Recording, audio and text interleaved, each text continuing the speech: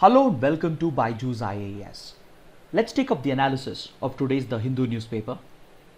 The Ministry of Defence has formally granted permanent commission to women officers in the army. The ministry has finally granted permanent commission to women officers as per the orders of the Supreme Court, which was passed earlier this year in February.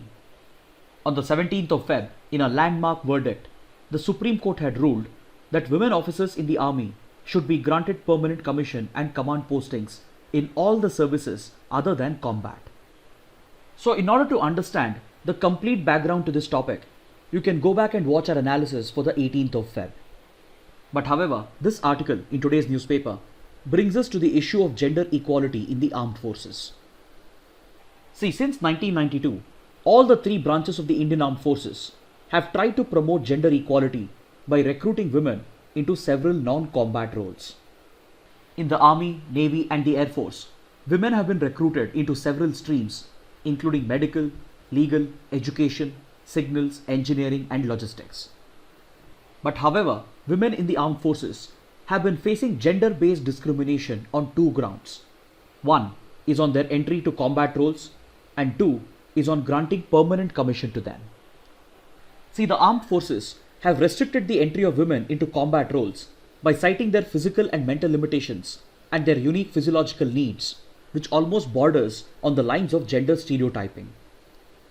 But however, the Indian Air Force has made some progress of late and it has started opening up to bring women into combat roles such as fighter pilots.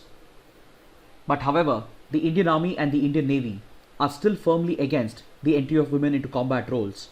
But in contrast, countries such as Australia, Germany, Israel and the United States already allow women in almost all combat roles. Then comes the issue of granting permanent commission. See, in the armed forces, those who are recruited under the permanent commission, they get to serve until they retire, and as a result, they enjoy retirement benefits such as pension. But apart from the permanent commission, there is another stream of service in the armed forces known as the short service commission. Officers who are recruited into the short service commission, they initially get to serve only for a period of 10 years and later they can seek an extension of another 4 years.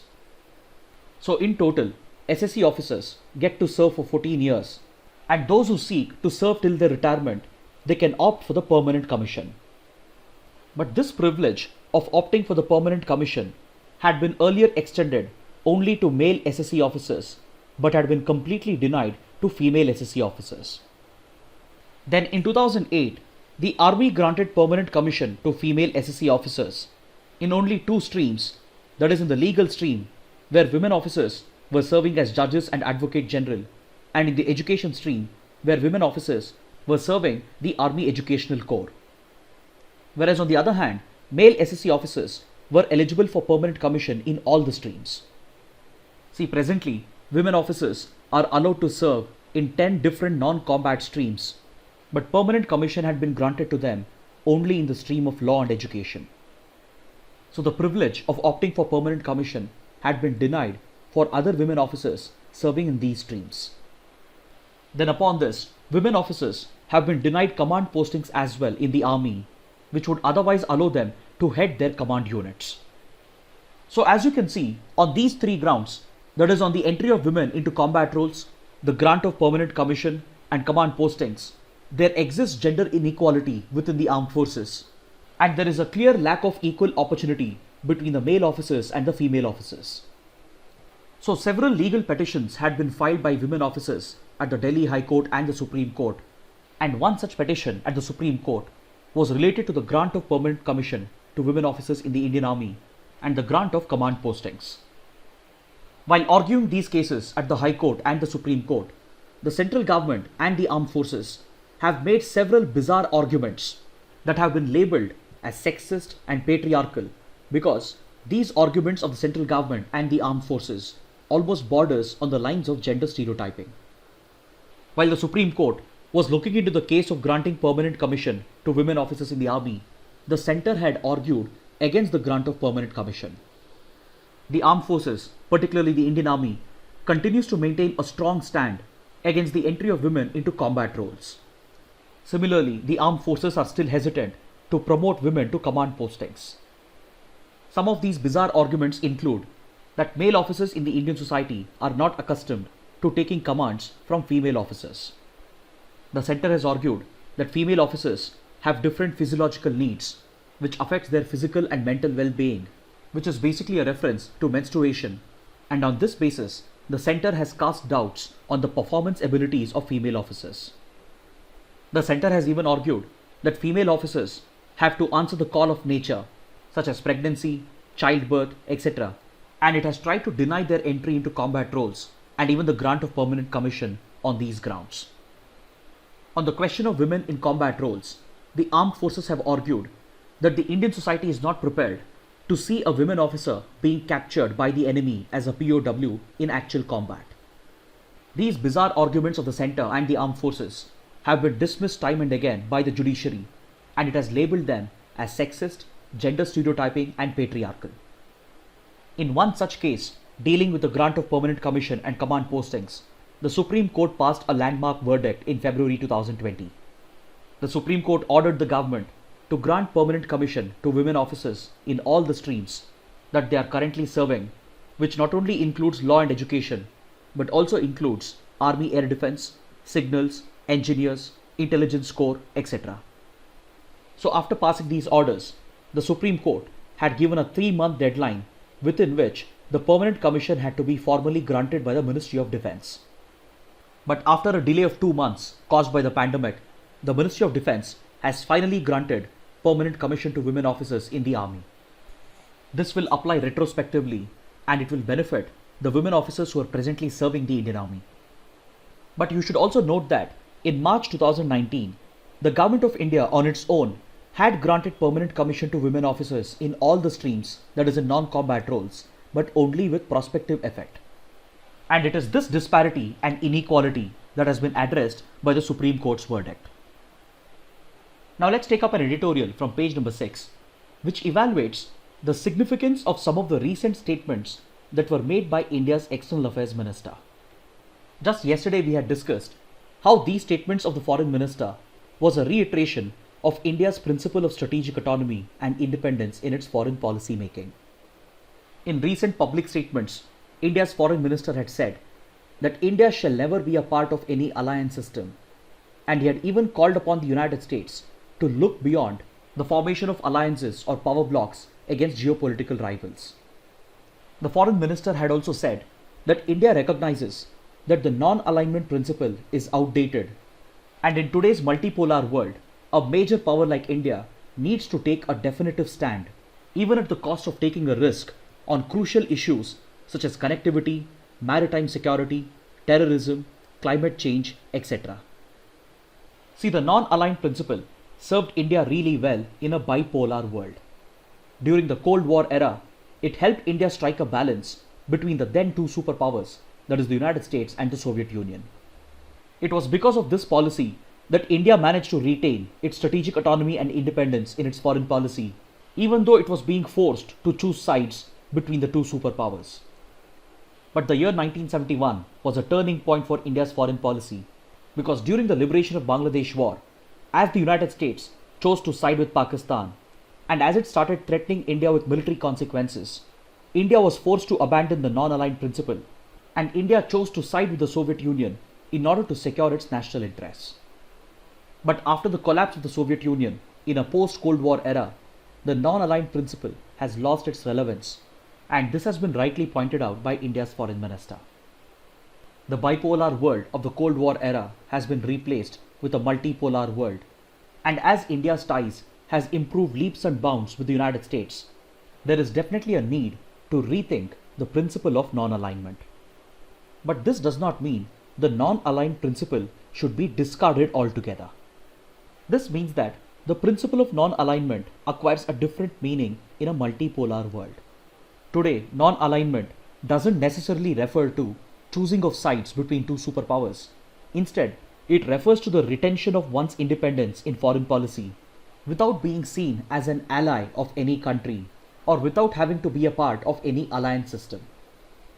See, this stand that has been publicly brought out by the Foreign Minister is a well thought out calibrated policy that has been adopted by the Government of India. This policy that has been stated by the Foreign Minister comes at the right time because India currently is dealing with a double crisis. One is the challenge posed by the COVID-19 pandemic, and the other is the challenge created by the ongoing border tensions with China. In the middle of this challenging geopolitical circumstances, the United States has been pushing India to join an alliance system known as the Quad or the Quadrilateral. This grouping has been projected as a military alliance led by the United States against China's influence and aggression in the Indo-Pacific region. At a time when geopolitical tensions are at its peak between the United States and China, and at a time when India is dealing with its own border tensions with China, the United States has been pushing India to enter into an alliance system, and this undermines India's autonomy, independence, and its national interests. It is in this context that the Foreign Minister has asked the United States to look beyond just building alliances, because unlike the other members of the Quad, it is only India which shares a land border, and that too a disputed border, with China. India siding with like-minded countries will definitely provide a strategic leverage for India against China in several matters, but projecting the grouping as a military alliance with the objective of containing China goes against Indian interests, because the consequences of any Chinese aggression will have to be borne only by India and not by the other members of the Quad. Moreover, India's interests would be well served if it establishes a more stable relationship with China instead of moving towards constant conflict by becoming a part of a military alliance. India's interests would be better served if it maintains close coordination with countries such as United States, Japan and Australia, if it maintains a stable relationship with China, and if it pursues a close relationship with middle powers such as European countries, Japan, and more importantly with countries in India's neighborhood such as Iran, Southeast Asian countries, etc. But in order to pursue such a diversified foreign policy with differing interests and differing objectives, India will have to retain its autonomy and independence in its foreign policy making, and this can never be achieved by becoming a part of an alliance system. That's the reason why the significance of the recent statements of the Foreign Minister needs to be highlighted, because it displays a calibrated, balanced approach on the part of India. Now let's take up another editorial from page number 6, which evaluates the escalating tensions between the United States and China and its impact on the rest of the world. See, the United States has ordered China to close down its consulate in Houston.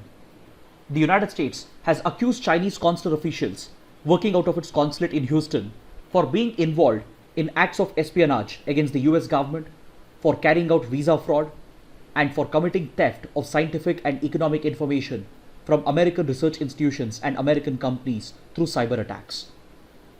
On these grounds, the US has ordered China to close down its consulate in Houston, and this marks an unprecedented escalation in the tensions between the two superpowers.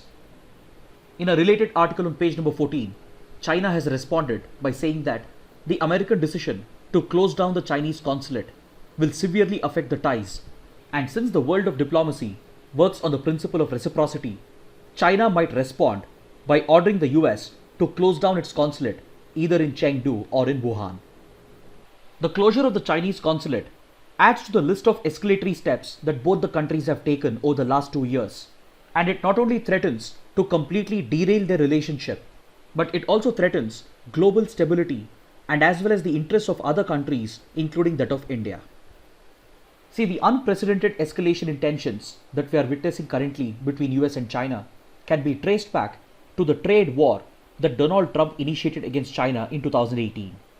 Then after this, the Trump administration began a global campaign against the involvement of Huawei networks in the rollout of 5G technology.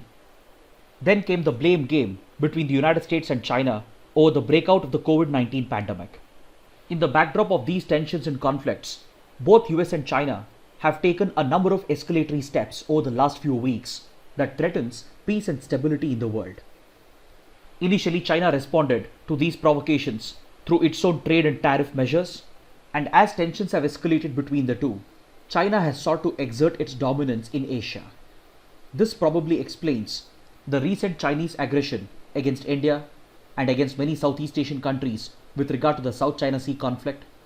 It has also pushed China to bring in a controversial national security law for Hong Kong, in order to stifle the pro-democracy movement in Hong Kong, which according to China has been sponsored by the American intelligence agencies.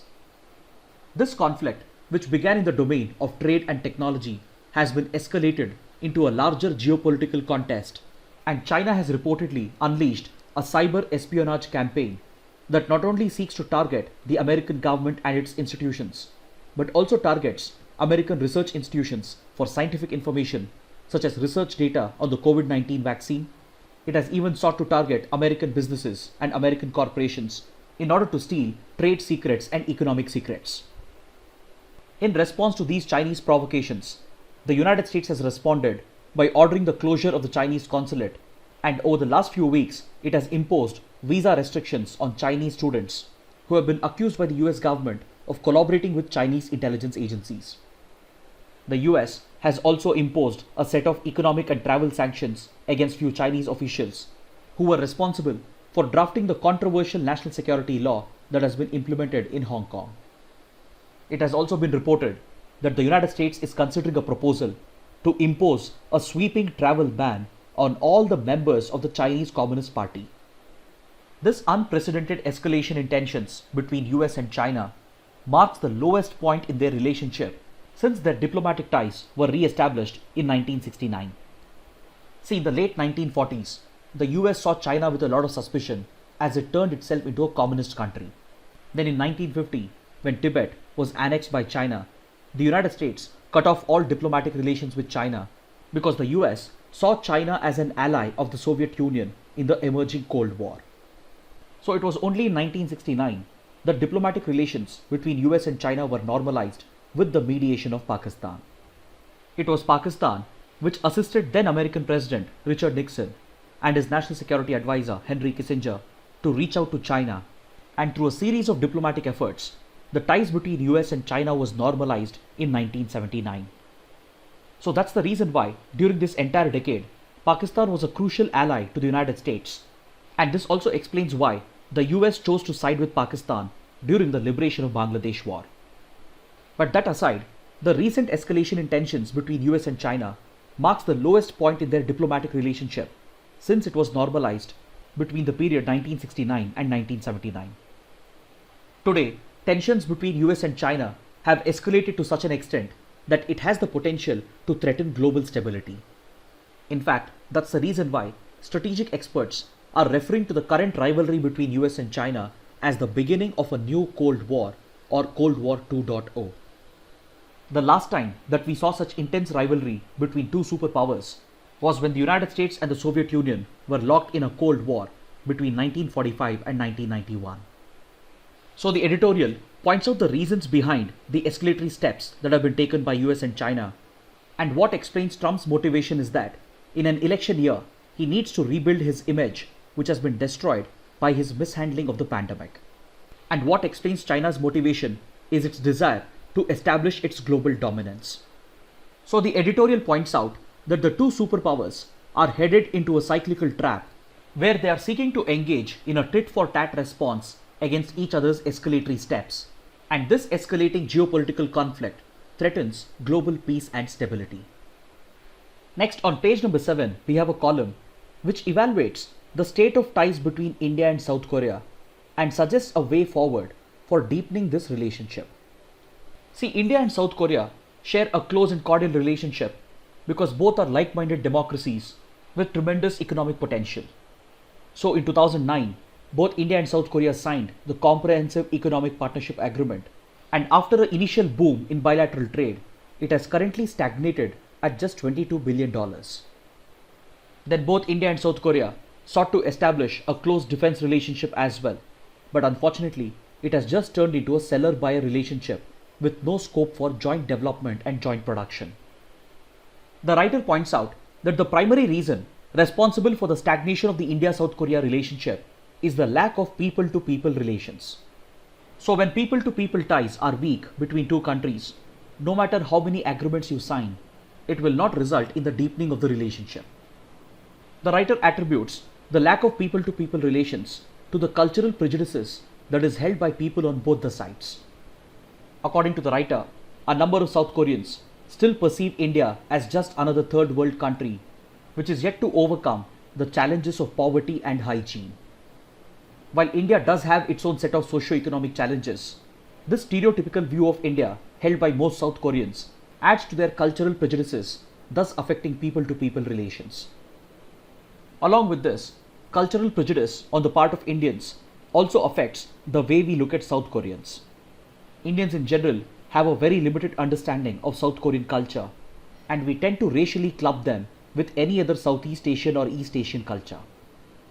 The writer even points out that there have been several instances in both India and South Korea where the existing racial prejudices have even resulted in actual discrimination against the citizens of the other country. So in this context, the writer reminds India and South Korea to recognize that they have the potential to turn their relationship into a strategic relationship.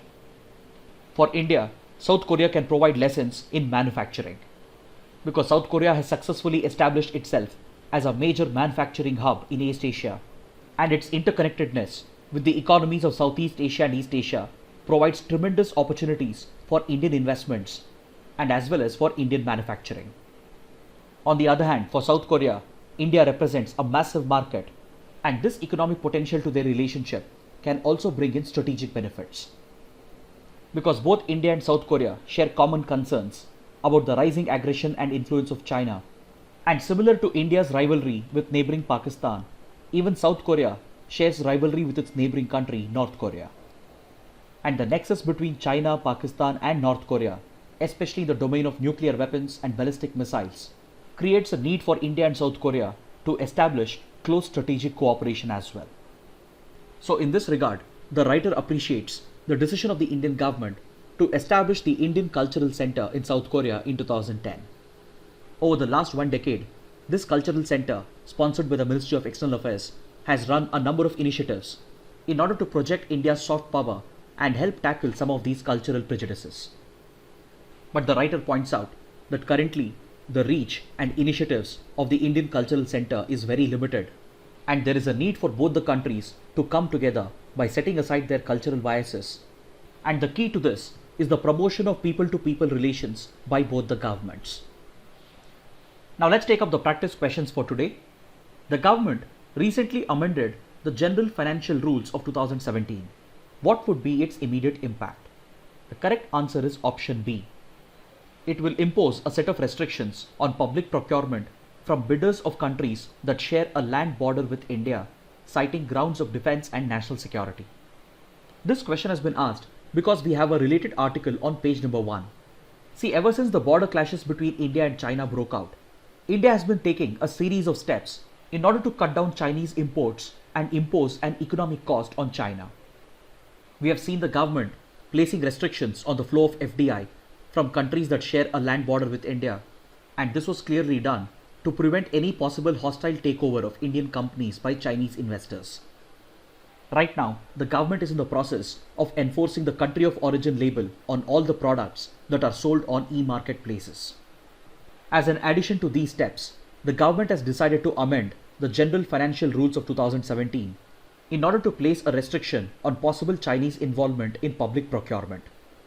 This restriction will apply for bidders from countries that share a land border with India, and they can participate in the public procurement process only after they register with the Department of Promotion of Industry and Internal Trade, and after registering with this registration committee, they need to obtain security clearances from the Home Ministry and as well as from the Foreign Ministry. These restrictions are being placed on the grounds of national security, and it is clearly aimed at restricting the involvement of Chinese bidders in India's public procurement process. Now let's take up the next question. The permanent settlement of Bru refugees is an issue between which two states? The correct answer is option D, Mizoram and Tripura. See, the Bru community, also known as the Riang tribe, essentially belongs to Mizoram, but they were also found in Tripura and Assam as well. But in 1997, following ethnic clashes between the Bru and the native Mizos, the Bru community fled as refugees to neighboring Tripura, and since then they have been temporarily rehabilitated in parts of Tripura. Recently, a quadripartite agreement was signed involving the Government of India, the state governments of Mizoram and Tripura, and representatives of the Bru community in order to provide for the permanent settlement of the Bru refugees. So according to this article on page number 4, The non-Brus of Tripura, who are opposed to the permanent settlement of Brus in Tripura, have proposed 6 places where the Bru refugees can be settled. Now let's take up the next question. Which of the following statements are correct? India and Israel have close collaboration in the area of science and technology, extending to the domains of space, water conservation and desalination. Recently, both countries have agreed to work on developing rapid test kits for COVID-19. Both the statements are correct. Option C is the right answer. This question has been asked because according to this article on page number 10, India and Israel would be collaborating to develop rapid test kits for COVID-19, which could provide the test results within 30 minutes. Now let's take up a practice question from the 2016 prelims paper. With reference to the Organization for the Prohibition of Chemical Weapons, or OPCW, consider the following statements. It is an organization of European Union in working relation with NATO and WHO. It monitors the chemical industry to prevent new weapons from emerging. It provides assistance and protection to states or parties against chemical weapon threats. Amongst the given statements, the first statement is incorrect, so option B is the right answer. See, the OPCW is not a part of the European Union. It has been established through the Chemical Weapons Convention and it enforces the provisions of the Chemical Weapons Convention. Finally, let's take up a couple of mains practice questions. The first question, non-alignment as a policy must be rethought, but India must be wary of alliance systems. Comment. The second question, the downward spiral in US-China ties is bad news for the whole world. Discuss. Kindly write an answer to these questions and post your answers in the comment section below. So this concludes our discussion for the day. Thanks for watching.